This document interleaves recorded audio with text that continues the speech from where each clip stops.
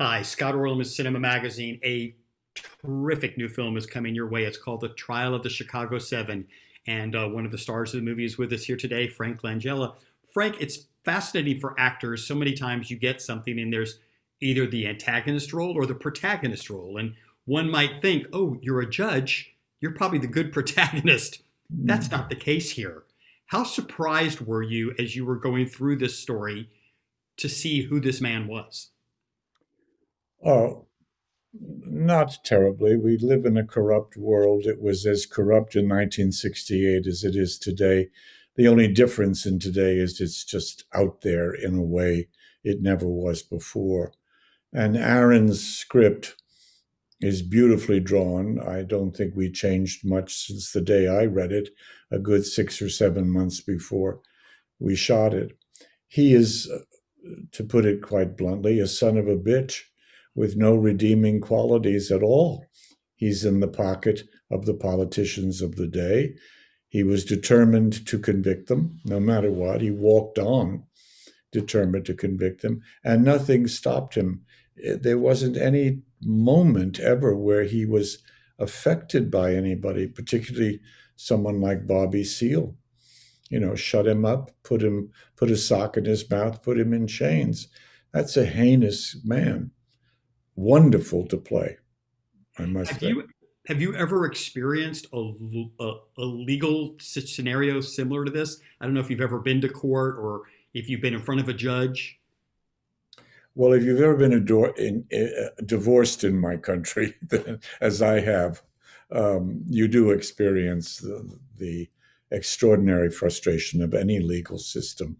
But in all the other respects, no, I haven't. I've never been arrested. I've been a pretty good citizen all my life, so I've not been too caught up in anything that would make me conversant with the legal system.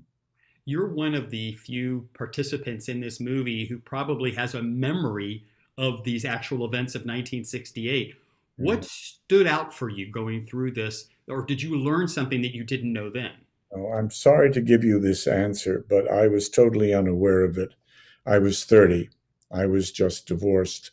I was having an acting career that was in its beginning days, and I was looking around for a mate, as young actors do.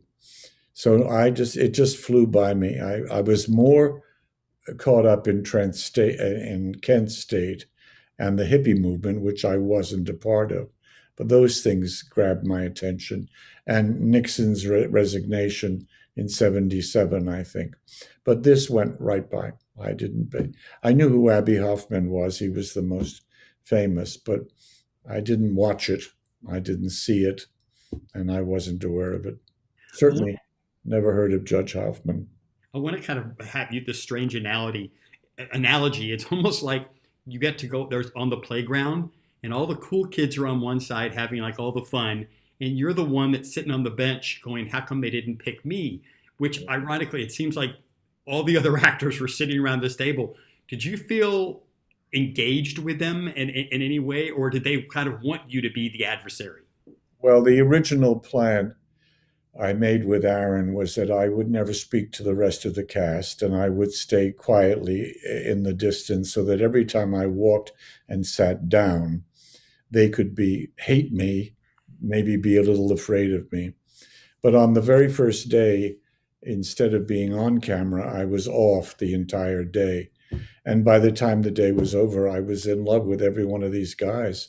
So I got up off the bench and I introduced myself and said, I know the plan was that you would hate me and I would stay away, but I will miss too much if I do that. We're actors and we can relate to each other on camera.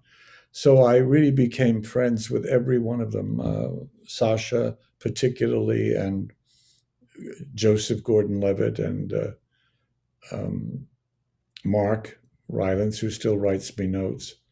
And I would have missed something quite wonderful. You know, I would have missed the kind of comic rapport. Yaya and I used to sit in a back room, and we would be very funny together. And Sasha tells great stories. Joseph is a sweet, understated guy. Eddie and I know each other from working a movie years ago. So the camaraderie was wonderful. And also, the movie is unique in the sense that 12 to 14 actors were on the set every single day. Nobody was ever left home if they weren't off camera. You had to be there, and the extras had to be there. So we were, in a sense, colleagues bound together by the circumstances. And even though I sat on the bench and they were all together, I watched them very carefully. They were all in their own worlds of characters. They didn't relate to each other as much as they didn't relate to me. Well, compliments. Terrific movie. Thank you, Frank Langella. Thank you. Trial of Chicago 7, and this is Scott Orlin. Until next time. Bye. Nice to meet you.